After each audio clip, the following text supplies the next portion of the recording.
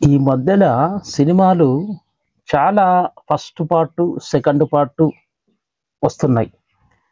చాలా పెద్ద స్థాయిలో సినిమాలు రూపొందిస్తున్నారు. ప్రతి సినిమా కూడా మొదటి భాగం, రెండో భాగం అన్నట్లుగా సినిమాలు తీస్తున్నారు. అయితే cinema first part, second part అనేది దాసరి గారు 1977లోనే రూపొందించారండి. అది ఒక వినూత్నమైన ప్రయోగం. దాసరి గారు సినిమా ఫస్ట్ భాగం, సెకండ్ భాగం అనేది 'దేవదాసు మళ్ళీ పుట్టాడు' సినిమా నుంచి ఆయన ఎప్పుడో ప్రయోగం చేశాడండి. అది ఏ సినిమా అనేది మీరు పూర్తిగా చూడండి. సబ్స్క్రైబ్ మరియు బెల్ బటన్ నొక్కండి. బెంగాలీ రచయిత శరత్ బాబు నవల 'దేవదాసు' అనేక భాషల్లో సినిమాగా రూపొందించుకుంది. అయితే అక్కినేని నాగేశ్వరరావు కథానాయకుడిగా తెలుగులో తయారైన 'దేవదాసు' చిత్రం మిగిలిన భాషా చిత్రాల కంటే మిన్నగా నిలిచింది. అక్కినేని నట జీవితానికి ఆ సినిమాలు కలికితురాయి.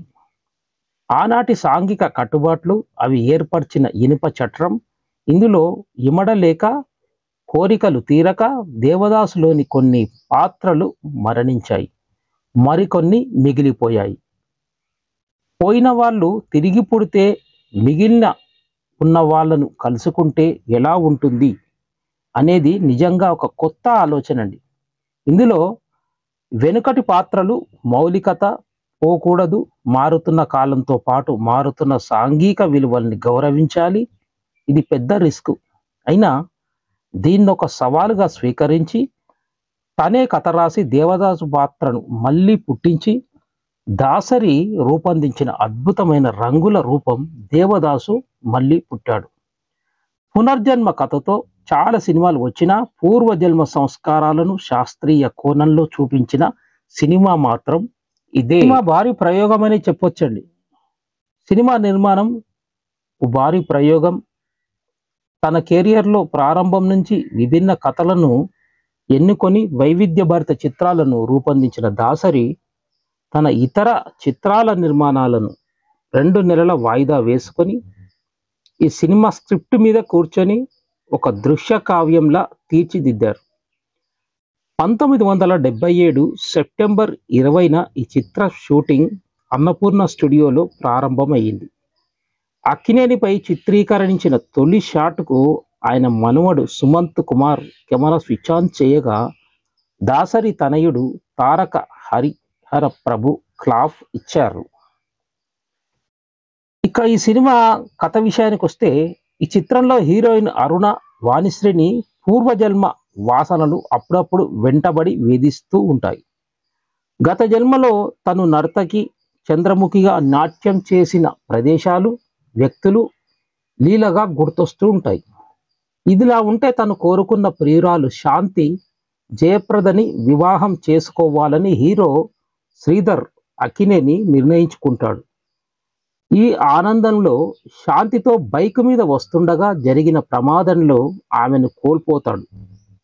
ఈ సంఘటనతో జీవితం మీద విరక్తి కలిగి శ్రీధర్ తాగుబోతుడుగా మారి ఊళ్ళు తిరుగుతూ ఉంటాడు.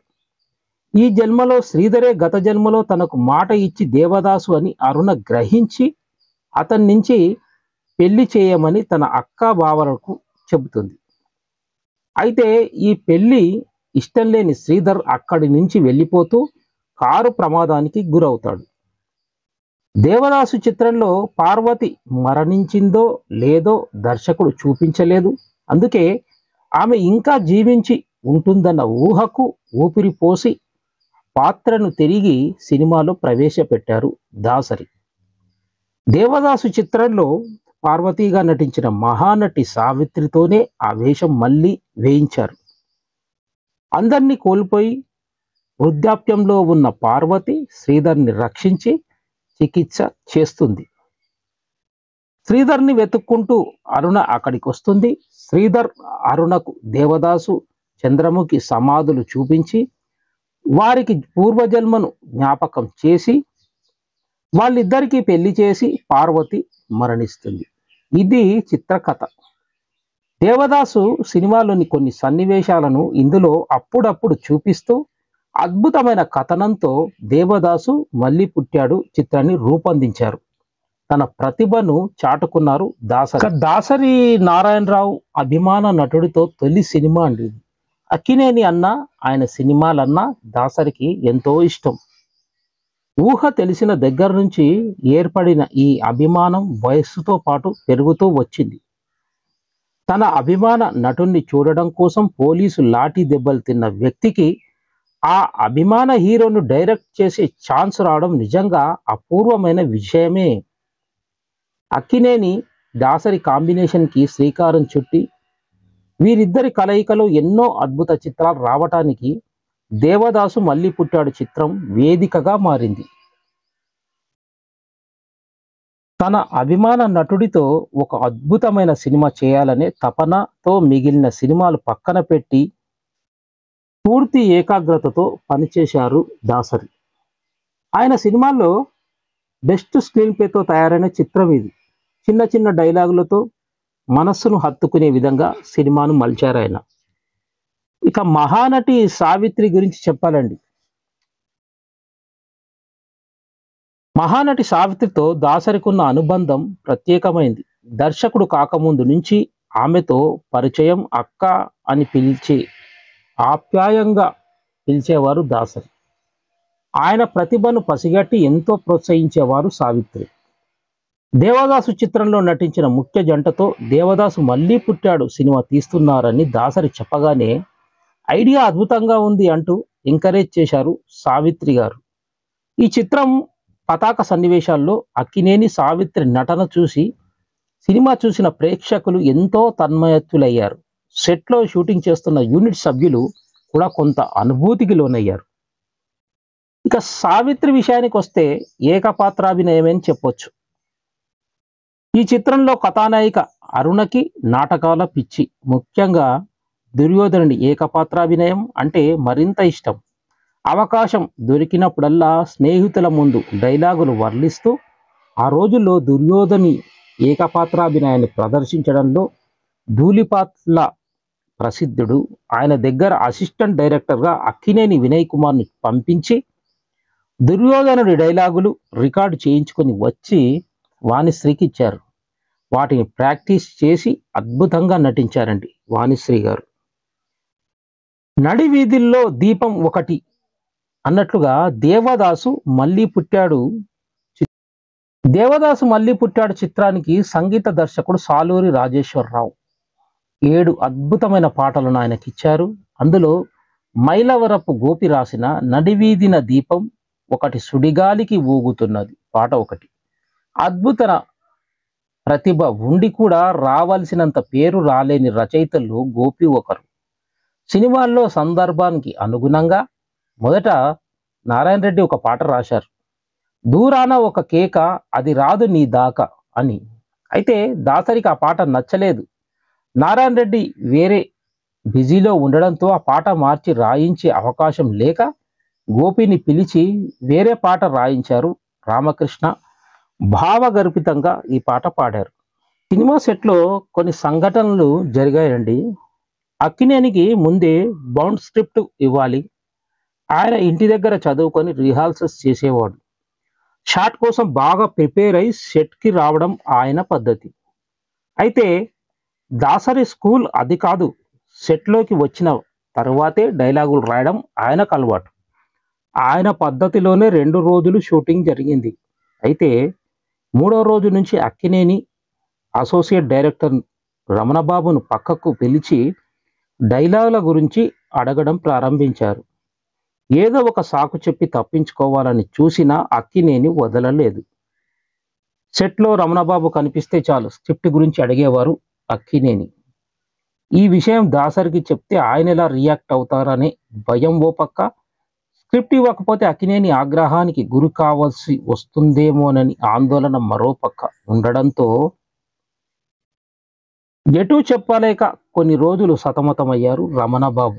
ప్రతిరోజు కారులో అన్నపూర్ణ హోటల్ నుంచి అన్నపూర్ణ స్టూడియోకు వెళుతూ దారిలో ఆ రోజు తీయాల్సిన సన్నివేశాన్ని డిటెక్ట్ చేసేవారు దాసరి. దిగిన వెంటనే ఆ సీన్ ఫెయిర్ చేసి లైటింగ్ ఏర్పాటు పూర్తయ్యేలోగా రెడీ చేసేవారు రమణబాబు. ఇలా కాదనుకొని ఒకరోజు కారులో వస్తున్నప్పుడు, రేపు తీయాల్సిన సీన్‌ను కూడా మీరు ఈరోజే చెప్పేస్తే సెట్‌లోకి వెళ్ళగానే ఫేర్ చేస్తాను సార్ అని రమణబాబు ధైర్యం చేసి, "ఏం డైలాగుల పేపర్ నాగేశ్వరరావు గారు అడిగారా?" అని ప్రశ్నించారు దాసరి. రమణబాబు కంగారు పడి, "లేదు సార్, సెట్‌కు వెళ్ళగానే మనం ఇచ్చేస్తే బాగుంటుందని నేనే అడుగుతున్నాను" అన్నారు. ఆ కంగారు చూసేసరికి దాసరికి అంతా అర్థమైపోయింది. అక్కినేని డైలాగుల గురించి అడుగుతున్నారని, అందుకే రమణబాబు టెన్షన్ పడుతున్నాడని. కానీ ఆయన ఏం మాట్లాడలేదు. రోజులా సీన్ కూడా డిటెక్ట్ చేయలేదు. దాంతో రమణబాబుకి టెన్షన్ రెట్టింపయింది. స్టూడియోలోకి కారు దిగగానే ఎదురుగా అక్కినేని కనిపించారు. ఆయనను తప్పించుకొని లోపలికి వెళ్లారు రమణబాబు. నాగేశ్వరరావు కాసేపటికి సెట్లోకి వచ్చారు. దాసరి సెట్లో ఒక మూల కుర్చీ వేసుకొని కూర్చున్నాడు. ఆయన దగ్గరికి వెళ్ళి సీన్ గురించి మరోసారి గుర్తు చేశారు రమణబాబు. "ఏంటయ్యా సీన్ పేపర్ అంటూ వెంట పడుతున్నావు? ఎవరేమన్నా అడిగారా?" అని అడిగారు దాసరి. "లేదు సార్" అన్నాడు రమణబాబు. "డైలాగుల కోసం నువ్వు టెన్షన్ పడనవసరం లేదు. ఈ సెట్లోనే నేను డైలాగులు రాస్తాను నిర్మాతలందరికీ. అది నాగేశ్వరరావు కూడా తెలుసు. నిన్నెవ్వరు ఇబ్బంది పెట్టరు. క్వాలిటీ కోసం మంచి మూడ్‌తో రాయడం కోసం నేను అలా చేస్తుంటాను, అందరికీ తెలుసు. ఇలా చేయడం వల్లే నేనెవ్వరు పెట్టుకోరు. నాకు సినిమాలు రావనే భయం లేదు. దర్శకునిగా ప్రూఫ్ చేసుకున్న తర్వాతే ఇవన్నీ చేస్తున్నాను. నేను పేరు తెచ్చుకున్న అనంతరమే ఆర్టిస్టులతో నాతో సినిమా చేయడానికి అంగీకరిస్తున్నారు. నా పద్ధతి నచ్చిన వాళ్ళే నాతో సినిమాలు తీస్తారు. అందుకే ఇష్టమైన వాళ్ళే నటిస్తారు. అంతేకాని డైలాగుల కోసం నువ్వు టెన్షన్ పడి నన్ను టెన్షన్ పెట్టవద్దు" అని సెట్లో అందరికీ వినిపించేలా చెప్పారు దాసరి. దాంతో రమణబాబు మరింకేం మాట్లాడలేదండి. సెట్లో నుంచి బయటకు వచ్చారు. కాసేపటికి అక్కినేని కూడా సెట్ నుంచి బయటకు వచ్చి, "నేను డైలాగులు అడుగుతున్న విషయం మీ గురువుగారికి చెప్పావా?" అని అడిగారు. "చెప్పలేదు సార్" అన్నాడు రమణబాబు. "నేనేమో అనుకున్నాను కానీ మీ గురువు చాలా మేధావయ్యా. నువ్వు ఎప్పుడు చెప్పిన మాటలు నాకు కూడా అర్థం కావాలని ఆయనంత గట్టిగా చెప్పాడు." ఆయన చెప్పింది నిజమే. దాసరి స్టార్ డైరెక్టర్ అయ్యాడనే నిర్మాతలు డేట్స్ కోసం పడిగాపులు పడుతున్నారు. మేము నటిస్తున్నాం. డైరెక్టర్గా ఆయన కావాలనుకున్నప్పుడు ఆయన టర్మ్స్ అండ్ కండిషన్స్ అంగీకరించక తప్పదు. అంగీకరించే మేము నటిస్తున్నాం. సారీ రమణబాబు, ఈ రోజు నుంచి డైలాగులంటూ నిన్ను వేధించను. నేను పెట్టే టెన్షన్ తట్టుకోలేక నువ్వు ఆయన్ను అడిగి ఉంటావు. ఆయన సమాధానం చెప్పాడు కదా. అది నీకు కాదు, నాకు. కాబట్టి ఇక నుంచి డైలాగుల కోసం అడగను. నాగేశ్వరరావు గారు అడిగారండి అంటూ చెప్పి ఆయనను డిస్టర్బ్ చేయకు" అన్నారు. ఆ కథ అంతటితో ముగిసింది. సినిమాలో ఒక పందెం గురించి చెప్పాలండి. తన అసిస్టెంట్స్ సొంత బిడ్డలా చూసేవారు దాసరి. వాళ్ళ మీద ఈగ కూడా వాళ్ళనిచ్చేవారు కాదండి. దానికి నిదర్శనంగా ఓ సంఘటన ఇక్కడ పేర్కొనాలి. అదేమిటంటే, ఈ సినిమాలో "ఇది ఏమి పట్టమో బావో, చూడబోతే రెండు కళ్ళు పోతున్నాయి" అనే పాట చిత్రీకరణ అన్నపూర్ణ స్టూడియోలో జరుగుతుంది. అక్కినేని జయప్రద సాంగులో పాల్గొన్నారు. అక్కినేని చేతిలో కర్ర ఉంటుంది. టేకులో ఆ కర్ర పడేశారు ఆయన. ఇంకో షాట్ తీయబోతుంటే అసిస్టెంట్ డైరెక్టర్ రమణబాబు వచ్చి, "సార్, మీ చేతిలో కర్ర పట్టుకోవాలి" అని అక్కినేనికి చెప్పారు. "ఇందాక ఆ షాట్లో పడేశాను కదయ్యా" అన్నారు. "కరెక్టే సార్, ఇప్పుడు తీస్తున్నది అంతకు ముందు షాట్. ఈ షాట్లో మీ చేతిలో కర్ర ఉండాలి" అన్నారు రమణబాబు. దాని మీద వాదన జరిగింది. అక్కినేని అందరితో ఫ్రెండ్లీగా ఉంటారు. "నువ్వు ఇంతసేపు వాదించావు కదా, ఇంత కాన్ఫిడెంటా" అని రమణబాబుని అడిగారు. "అవును సార్" అని చెప్పారు. "కాదని నేను అంటున్నాను, నువ్వు అవునంటున్నావు. నువ్వు చెప్పింది నిజం కాకపోతే నీ పారితోషికం వదిలేస్తావా" అన్నారు దాసరి సమక్షంలోని. ఈ సంభాషణ అంతా జరుగుతుంది. అక్కినేని దాసరి వైపు చూసి, "చెప్పండి నారాయణరావు గారు, అతనంత కాన్ఫిడెంట్‌గా ఉన్నాడు కదా, ఈ పందాన్ని ఒప్పుకోవాలి కదా" అన్నారు. దాసరి కల్పించుకొని, ఇది మీరు సరదాగా అంటున్నారా, పందెం కాస్తున్నారా అని అడిగారు. పందానికే అని సమాధానం చెప్పారు అక్కినేని. సరే అయితే పందెం న్యాయంగా ఉండాలి కదా! ఒకవేళ అతను చెప్పింది నిజమైందనుకోండి, మీ పారితోషికం వదిలేస్తారా అని దాసరి అడిగేసరికి అక్కినేని నిర్ఘాతపోయారు. దాసరి అలా అడుగుతారని ఆయన ఊహించలేదు. వెంటనే ఏమీ మాట్లాడుకోలేకపోయారు. చెప్పండి సార్, మీ పారితోషికం వదిలేస్తారా అని మరోసారి ప్రశ్నించారు దాసరి. అక్కినేని తేరుకొని, అంటే అతని పారితోషికానికి నా రెమ్యునరేషన్‌కి తేడా లేదంటారా అని అడిగారు.